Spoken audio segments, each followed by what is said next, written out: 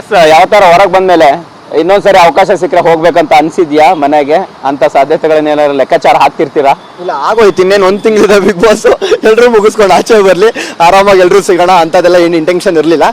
ಸ್ಟಾರ್ಟಿಂಗಲ್ಲಿ ಬಂದಾಗ ಕೇಳೋರು, ನಾನು ಹೇಳ್ತಿದ್ದೆ ಅಂಥದ್ದೇನಾದ್ರು ಚಾನ್ಸ್ ಬಂದರೆ ರಕ್ಷಕ ಆಗಿರಲ್ಲ, ರಾಕ್ಷಸನಾಗಿರ್ತಾನೆ. ಯಾಕೆ ಅಂದರೆ ಒಳ್ಳೆ ರೀತಿಲಿ ಆಡ್ಕೊಂಬಂದೆ, ಅದು ಆಗಿ ಬರಲಿಲ್ಲ. ಸ್ವಲ್ಪ ನೂಕಾಡಿ ಕಿರ್ಚಾಡಿ ಎಗರಾಡಿ ಮಾಡಿದ್ರೆ ಇನ್ನೊಂದು ದಿನ ಮುಂದೆ ಬರ್ಬೋದಾಯ್ತೇನೋ, ಅದು ನಮಗೆ ಬೇಕಾಗಿಲ್ಲ. ಯಾವ ತರ ಹೊರಗೆ ಬಂದ್ಮೇಲೆ ಇನ್ನೊಂದ್ಸರಿ ಅವಕಾಶ ಸಿಕ್ಕರೆ ಹೋಗ್ಬೇಕಂತ ಅನ್ಸಿದ್ಯಾ ಮನೆಗೆ ಅಂತ ಸಾಧ್ಯತೆಗಳನ್ನೇನಾದ್ರು ಲೆಕ್ಕಾಚಾರ ಹಾಕ್ತಿರ್ತೀರಾ? ಇಲ್ಲ, ಆಗೋಯ್ತು. ಇನ್ನೇನು ಒಂದು ತಿಂಗಳಿದೆ ಬಿಗ್ ಬಾಸ್. ಎಲ್ಲರೂ ಮುಗಿಸ್ಕೊಂಡು ಆಚೆ ಬರಲಿ, ಆರಾಮಾಗಿ ಎಲ್ಲರೂ ಸಿಗೋಣ ಅಂತದೆಲ್ಲ ಏನು ಇಂಟೆನ್ಷನ್ ಇರಲಿಲ್ಲ. ಸ್ಟಾರ್ಟಿಂಗಲ್ಲಿ ಬಂದಾಗ ಕೇಳೋರು, ನಾನು ಹೇಳ್ತಿದ್ದೆ ಅಂಥದ್ದೇನಾದ್ರು ಚಾನ್ಸ್ ಬಂದರೆ ರಕ್ಷಕ ಆಗಿರಲ್ಲ, ರಾಕ್ಷಸನಾಗಿರ್ತಾನೆ. ಯಾಕೆ ಅಂದರೆ ಒಳ್ಳೆ ರೀತಿಲಿ ಆಡ್ಕೊಂಬಂದೆ, ಅದು ಆಗಿ ಬರಲಿಲ್ಲ. ಸ್ವಲ್ಪ ನೂಕಾಡಿ ಕಿರ್ಚಾಡಿ ಎಗರಾಡಿ ಮಾಡಿದ್ರೆ ಇನ್ನೊಂದು ದಿನ ಮುಂದೆ ಬರ್ಬೋದಾಯ್ತೇನೋ, ಅದು ನಮಗೆ ಬೇಕಾಗಿಲ್ಲ.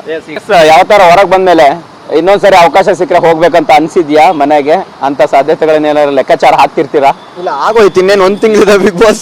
ಎಲ್ಲರೂ ಮುಗಿಸ್ಕೊಂಡು ಆಚೆ ಬರಲಿ, ಆರಾಮಾಗಿ ಎಲ್ಲರೂ ಸಿಗೋಣ ಅಂತದೆಲ್ಲ ಏನು ಇಂಟೆನ್ಷನ್ ಇರಲಿಲ್ಲ. ಸ್ಟಾರ್ಟಿಂಗಲ್ಲಿ ಬಂದಾಗ ಕೇಳೋರು, ನಾನು ಹೇಳ್ತಿದ್ದೆ ಅಂಥದ್ದೇನಾದ್ರು ಚಾನ್ಸ್ ಬಂದರೆ ರಕ್ಷಕ ಆಗಿರಲ್ಲ, ರಾಕ್ಷಸನಾಗಿರ್ತಾನೆ. ಯಾಕೆ ಅಂದರೆ ಒಳ್ಳೆ ರೀತಿಲಿ ಆಡ್ಕೊಂಬಂದೆ, ಅದು ಆಗಿ ಬರಲಿಲ್ಲ. ಸ್ವಲ್ಪ ನೂಕಾಡಿ ಕಿರ್ಚಾಡಿ ಎಗರಾಡಿ ಮಾಡಿದ್ರೆ ಇನ್ನೊಂದು ದಿನ ಮುಂದೆ ಬರ್ಬೋದಾಯ್ತೇನೋ, ಅದು ನಮಗೆ ಬೇಕಾಗಿಲ್ಲ.